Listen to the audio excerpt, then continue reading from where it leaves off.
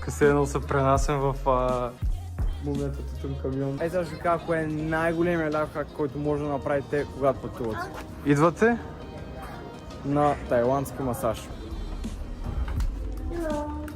Hello. Много интересно изглежда без майтап. Пие човек.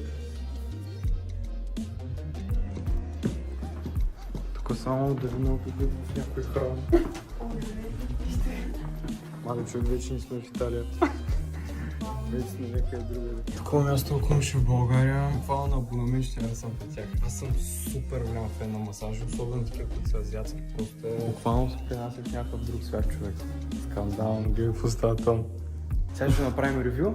Ще ви кажем дали ако случайно идвате в Италия, дойдете тук. Оп! Каза на твоето приятелка чао. Как беше? Значи това беше най-скандалният масаж, честно ви казвам, без да преувеличавам.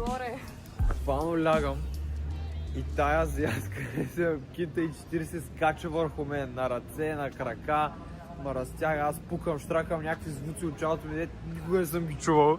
Не знам какво се случва, обаче беше скандално.